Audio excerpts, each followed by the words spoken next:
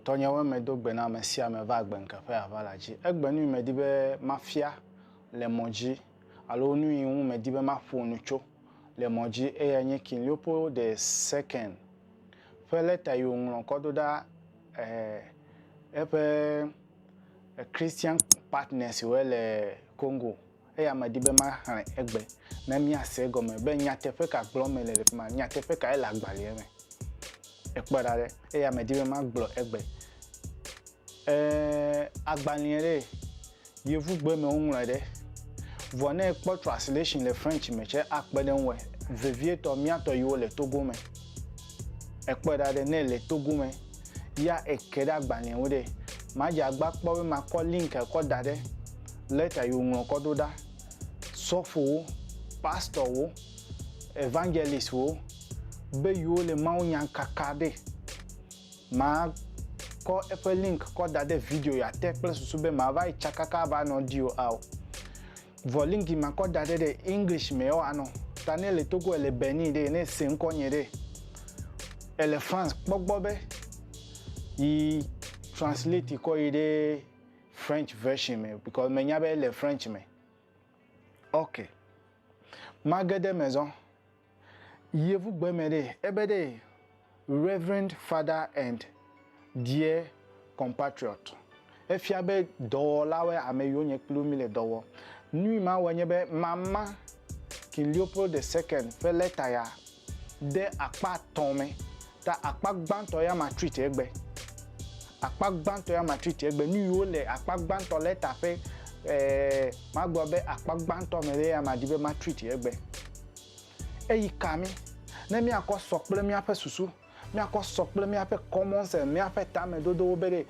sokple mi agbe mi jebe mi no akpede mi anwa mi afa sofo akpa ganto ma gbole nyatepe me o menye o hadebe odo amedo me do le class 3 o amedo me do le class 4 amedo me do le class 6 o eyo de suku kaka yide ngogbe kla chere ni ma gbole nyebe over fiawe kpo ameya ona no na lodo mi ano fe hena we enyanya tepe vo menga ko dogo amedeka de okwo ekpo nya tepe mi ko dade nku o me be na kpo ele moji hadebe YouTube pede mi onta Facebook pede mi onta ekpeda de agbenke kwa mi ya mele zaza mi kpo le uploading too much le fma ya vo ne yide click watch ne na te wan ma watch ale fma aha new video a connect me connect ko dade YouTube ji agbenke kwa mi ekema ate wan ma le Facebook page ji aha okay my deme ebede the task that is given to fulfill is very delicate and required much tact. You will go certainly to evangelize, but your evangelization must inspire above all Belgium interest. If you have a year maunya bluffe, voma glomaunya akogble Belgium, aglomaunya bon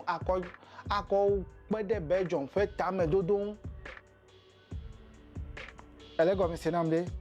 Ghana jidudu Togo jidudu edo de France be yide France na va glomaunya po me ga va glomaunya yina na glomaunya be develop nkuna vude ofe gaun ofe nkuna vude ofe sika yo le to menwu me Ghana develop non lon fa ofe sika alo non lon agbedudu o ekpedare yema hanele ta fe to ga hadebe no ga gamemele miasio na ekpo vuvude na va han yeme translate ko de fe gbemo ta enyati yo le mede ya ma dibe mi ase na mi akosoro mi akosokple mi afagbe be akpede mi anwa ta akpagbanto fe nya yo ma glo le video ya mede video wa meton ya ma va ocho cho King Leopold II fe leta yo nglo kododa sofo plaster wo yo le leta ma kemele gbogbo be England to British to cho nglo to America to nglo to France to nglo to yata do man nya bishop dere enya tefe ya ne menye obie bia o fe pastor be ekpo leta ya kpo ha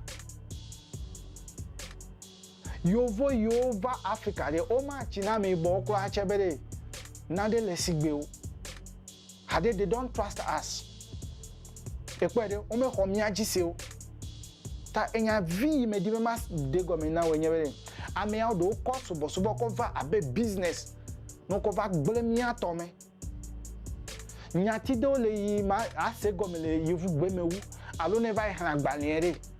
ame ase go me uta ma calling ka ko de video ya go me maiji ebede ne mi yide duo me de mi mega na de via ore fonku na vu no na mi no alodo do de ebe no na mi no alodo no me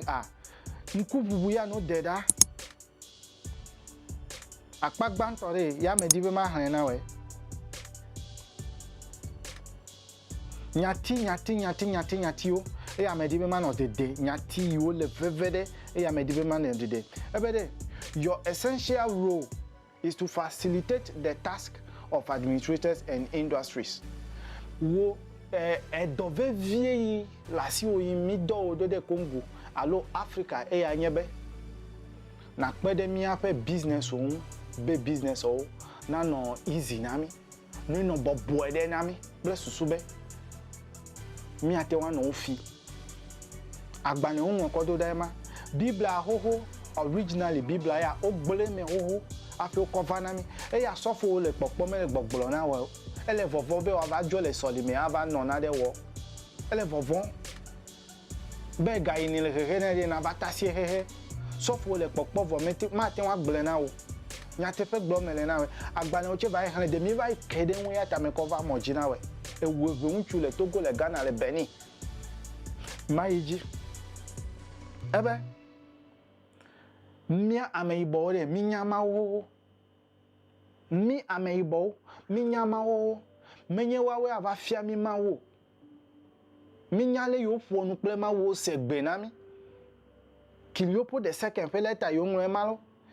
agbane bubu o le yo nwo ko do dawo ebe ya ko agbane ma ko do dawo emegbe France to vevie to Togo po he rompo de sia de kle o ye ma dollar de pe tata refma rompo de sia de kle le Togo me o wo Yesu Christo pe tata ko dade o ko le ta me gble na we enu mata e ma gblonya de eyan ya de me be mi atogbe mi ape huno ga o ple bokono chichi were no tro asile won no awon hadebe de vie o le totro he ya me le totro zon ble susube mi ma pona de ya wa fen pa o ne legba wa wo krache de legba no da channel no tasi vovo do na dume viwe ble legba no da cha legba un ne grode no wo legba ma do la fan the picture we should mi na mi ape picture won no nyakpo no tasi vovo do na de viewe gamere amede ama zova gbowo re anu vovo na wo mega do bakat atwa do batakali ado jalabi adeji batakali ne no me na we be batakali wa do batakali akpla elan fe fu ple nu zio de winde me ya nye gbogbo me nu o de enu le to me ma va ponu chwe ma hu mi ape boko no chichi were no le no wore no da chan na uhe wa do no do uhe no tasi vovon do amegbeton ne mi achi maye noji ebede it is very difficult for the rich eya medibe mayime mako chade bibla magade mede mako chade bibla ne na se gomenam nyede ebe bibla mi cover Africa de tepe mi afia me yawe ameibo o le mi ayobe niggas we mi ameibo fete nobody is exempted amesia meleme bishop weleme pastor weleme eto wekple no weleme mi ameibo de sia de o le mi ayobe niggas tane yire vai fia niggas obe avifa la ode wa oto yin jifu efonye ebede avifa la ode wa oto yin jifu Nu blani kpola de wa wo to nye jifo. Hian to wo de wa wo to nye jifo. No vi enya ma. Hian to wo de wa wo to nye jifo. Kiliopo de sekere gbogblo. Fia obede ele boboe. Na kposo be wa to abupe nkume. Wube ameibo alo amegbeto gato ne ide ma o fia dupe la me. Kiliopo de sekere nyama glo. Agbale yon won me o no de agbale me hoho ma wo me funu kula me de ke o. Yesu Kristo me funu kula me de ke o. Efonye no vinye ne le nko nye sede me le gbogbo na obede. Yesu Kristo me glogbe ma pa me de ke o. Yo vo we to de ma nu kata Yesu Kristo okay. Yesu Kristo ho Yesu Kristo vo. O ple soro we. Mi ame vie mi ame do kwa jimi de Yesu Kristo me. Mi chi desro. E devi mi jide o gale devie yo be nouveau vie. Mi le nwere a. Ba bia mi le nwere a. Devi ma mi ame vie o jimi de Kristo me. Mi le subo wo to gbedegbe va se de gbe mi desro jivi. O gale devie yo be nouveau vie. Ne bien devie se be nouveau caméra. E gale chichina devie be Adam fait jijime vie mi Yesu Kristo fait kuku yo ku de nu kata oku. Elle gbogbo na obede. We shouldn't love money. Mega logao. No fia mi kilio po ele gbogbo. Akpa gbanto ema no fia mi bede. Hian to we wa o to nye jipo. Elle gbogbo na hian to be wa ide jipo. Ube gato ni ide jipo. No vi yen nunca ntumi yan le gbogbo na. Mebe pastor we de vai bie bede enya na menya one china one tonya. Pastor me de kuku na lo. Ma bia onyare. Me kpo agbala ya de esekpo ha. Ne me sekpo de na pastor ne vunku. Ne ga kwa agba cover da de be na joga de me de chine be de. Bank account ne ko ma wo fe bank account ko na we. Ple wo phone number na yue. Ma wo be de sika ple nu si anu itoy. Ale ko joga le ga bia we. Ma obe mega do yo wa wo ma wo po. Ese wa ome. Vo fifi la ole chichina mi be. Ko o fe nu ewo le na va do yo wa po. Be ma vuji fonu a yo wa le mi ajo. Be mi pe funu. Ne mi po nu ewo le akọ va hafi ne wa vuji fo. Hafi o te nwe vie chichi to wa. Hafi o te nwe vie lo lon to wa. Ma bia we.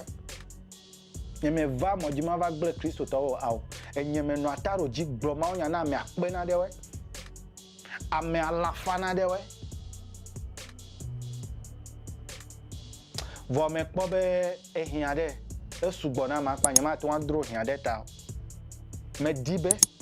Mi a fe duplo la we, mi a fe fia we. No kpo be de le ke mi ate wan wo doa me a vivi menye Kristo e wo na do vivi na o. Eya me dibe nanya. Yehowa de. Ele yo be Israel fe ma Israel to fe ma. Ya wo ne kplo ya enya be me glo va yi be enya be Israel to do ole ame bo nya le Israel gbe ya me va se de gbe ya. Israel kwa chelef ma desert yere chelef ma Ghana, Togo, West Africa. Ne me kpo ya me godo we are the best continent we should have. Nya wo nyo. Anyi gba dam yore, nya wo si ole. Nye me va modi ma va da fa o. Vo ma funu ne na nya be nya tefe ya gro mele na we. Me nye me va mia nya tefe ple de ka wo. E ya nya mi afa gbanke fe azoliti. Alo atizo leke ma edgbe madle nye me nya le ma dogbe o. Mozoti. E ya mi kole mozo nya tefe. Ya mi kole no nya tefe mojiva. Me bere kinyo po bere no fia mi bere ele bobwe okay mi a ide bi blame ba happy magede bi blame de e bere no fia mi bere we should be submissive mi no bobwe mi no yovo po be wa wenyi mi afema wo they are the caretakers of our souls no fia mi bere yo yovo de yo pastor we de wa wenyi mi afe gbogbon me gbogbo me jikpola we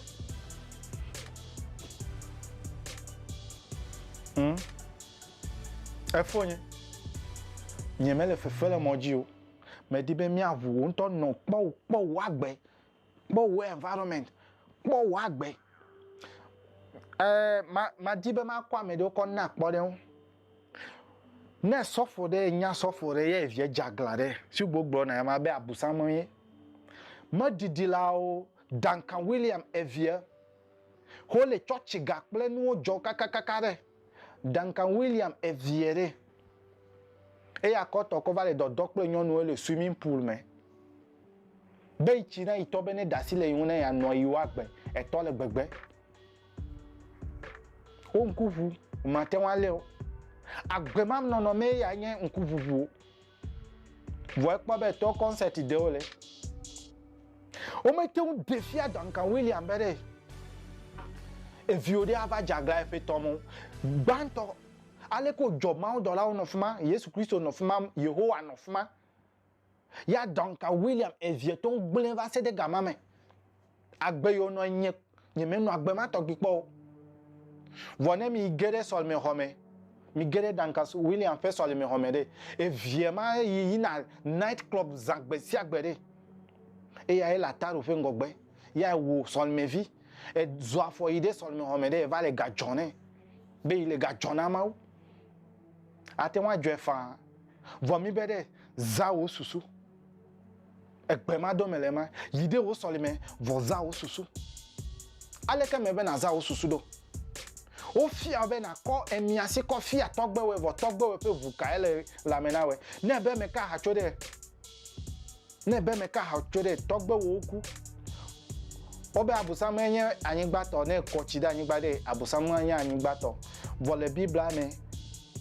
mausu bola alo mi o won de bibla na amewa meve kochida anyi David leme o kochida anyi na mawo mi me pone o mi amegbeto mere ya ma wole magade bibla mezo mi aide Matthieu taton fe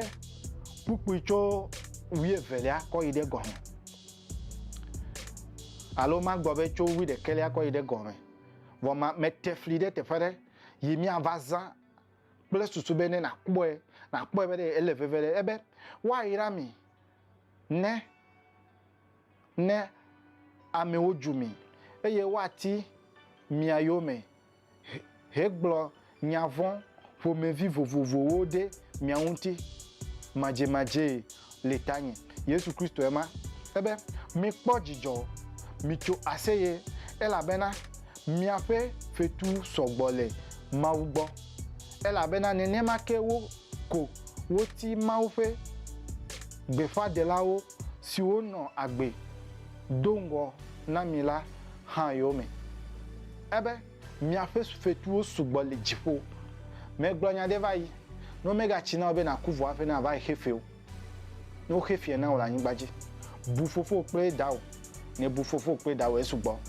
enyale yo jo afe ma Yesu Kristo dogbe ma na mere a be ele bobo na poso be wa to abufe nkume de kakpu menye fifela mele chacha le gadi le yi be matun atuko matun hesu kufe matun ajiranya agbedo matun ado awuyeye matun ne na tun matun he wifi pefe data pefe be na tun pom le moji elego mesenam de ne ma wa vu mona ma so bolisa va vu mona ya me po gare Yesu Kristo be ma ko ga nu yo la sinye fete ko ba iche amede me ko ba ina hin atowe ne ma va je yo me if you have been dibe a Yesu yo mere mo je be na de kemela si o fo me to wo kla me wo video vai o fe fo me to kla Yesu Kristo be na gbewe gbe wo fo me to wo afi na me de keme fia ma le ma du nye me kondudu ko to nyo me gbe afi ko ogedie do me na mu e vi fe ne nya ona ya jinge jojo me nyansa e ya fia no me I did never I do not susode accord the cover. Heavy never I do not susode accord the cover. America me fear heavy obey. Ale in a doctor if you me out. Yovo va discover be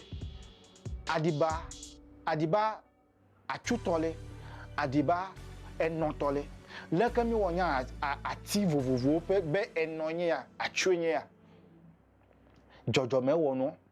jojome na nyansa mi de e ya me di be mi aza jojome fe nyansa de e ya mi atogbo fia mi be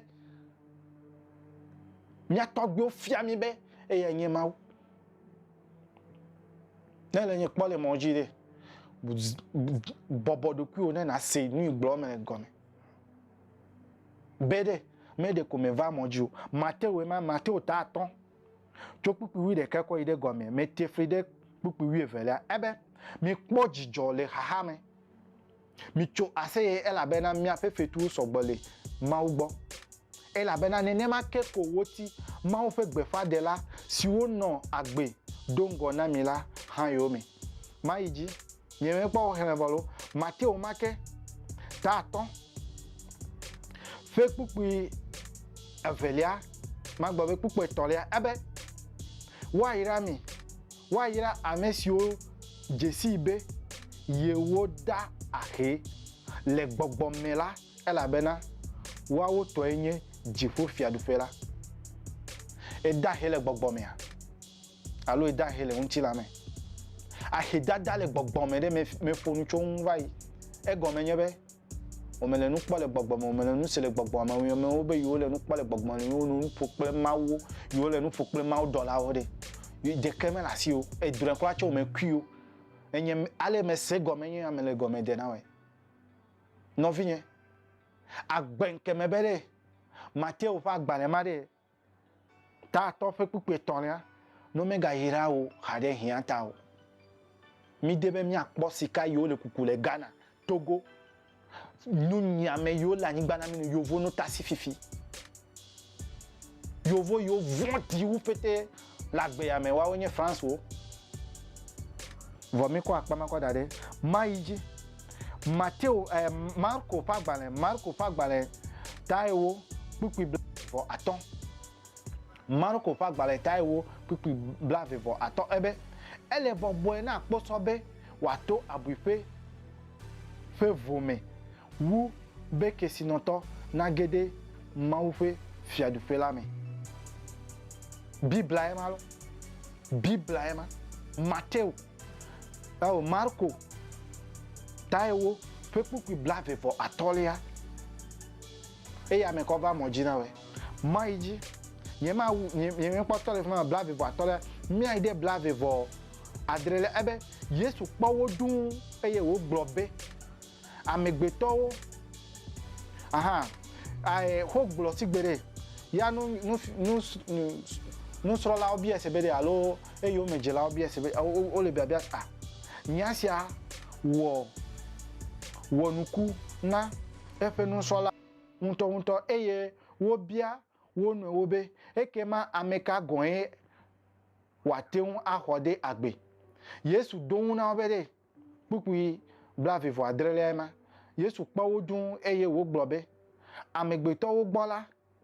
esi ama teun ava me o ke mele nenema le mawu ya o elabena mawu ya te elabe mawu ya te nwa no si anu mawu te nwa no si anu nuka wate wan wole mi apa agbe me fifia nenu ya wo ne elemia fiabe na nye hia to afi na ide mawu gbo ya ele chichi na mi be ele bobo na ma ele bobo na mi amegbeto be ele sese na mi ele chichi na mi be ele bobo na ma e ka ma wo le me ne na de gomena no vi nye me va mon di ma va da fa gbolo mi a fe susu fe totro agbe no fe totro gbo mele mi dibe mi a ngogbe mi ate wan manufacture na de factory onodo mega no afe na no China hokwevo awo mi anto mi we obe tu fik e yo ko de aduta me kwache Ghana factory mele mi asio enwu mele mi akpewa vota reji mi evedu ko mere factory nele mi asi carpenter shop kwache mele mi asio ma gblenya tefe rubber factory mele mi asio Coco chocolate balo kwa che mete le organa. E un mele mi akbewa. Togo. Nya fe nu onu blani. Deji fuoda le wo susume. Dejo mavoda le wo susume. Enya magbona we ma. De akpamada ne na kpobe nu kana to awo. Ble susube agbena vivina eviwo ne gbojijibe adasi de siame. Nya fe jijime viode agbe kami aba ona wo abanyebe na trozo subovi le yovo de akina kpondudu adu. Africa doctor, enye doctor la Africa vone ido yovo de ava no afojime klo. Are you okay? E agblomele. Nya fe dukplo la they don't fear God. E agblomele na we. Ma yo ko va na Bible ife ma ude. Nya fe dukplo la o me von ma wo ma. Ta du me vie enye tasi vovona ma uma, tasi vovona jomavo. Tasi susu wo be yede ma sika dude mes enfants et ma va maintenant nya tefe glomele na we agben ke fe ya va na ji me be de nya tefe glomele na we ni ma ko de ke ko ra wo mi de bi an pongo gbedede no tasi mi afufuru yo vo furu nu si gbo mega le fufuru ma te wo me bia dagbe na we ni me hran vo me bia dagbe na mi ide ma ko e ya ko wunu Mateo ta oui asheke pepupui blave vo enelia ebe megale egblom na mi ha bena ele bobo na kposo be wato abi fe vome wube kesinoto na gede ma o fi adupe lame Mateo emalo Mateo ta oui asheke pepupui blave vo enelia ya nyema me hran fifela ta no vinyowe me bia dagbe na mesia me fuma ya me dibe ma wunu ma me bia dagbe na mesia me ma so bolisa ma kitikata ma danwoto ne na be de mi afa susu me na vu chae me no ma me de ya ma leko gloria mi afa to Yesu Kristo fa me no veve ble ma o fe lono pa ple gbogbokoko pepe fe ha me no ne no anyi ple mi kata amen ekema lobe amen mi ekroji mi aji haji gbale fa hale gbanto mi ide solime no me solime wa chi na be de egbe solime vivide no ka vivile solime o me aw mau so bolisa mau kitikata mau danwoto eto hweno ne yira mi afe do be do na keketa mega nglo be o me no gbloda bere ne va mojide nglo na de no te nglo comment de na de no me pona de kana ngoje wasinamle be jagbagba me gblo susu le na de gomede na o link ma ko dete won to na halele French gbe me na halele yevu gbe me be susu be de na senade ne na ko soro na ko sokplo agbe ehian dukumi apa eya ile nyefe ehian dukumi apa vo case no to minye mi le sikaji mi le diamond ji mi le bauxite ji kake mi le nuka mi la gble dote gbede peke agble mi die ko nyebe mi ayagbe mi ava de etegble mi ato fufu ami ble kisi lande alo botui ko epa ao de divate agbe maun heya me le totrot yovo no tasi mi afifi bibla de ne mi ame yiboto metro mo bibla de gbegble ma o tagbagbegle pe gbe ma o de dade o de mi ano hiame nye ma dibe nyo jijime vi o de no va po agbale ma kro ache no hren bullshit o su gbole me no foko de wa no chichina o de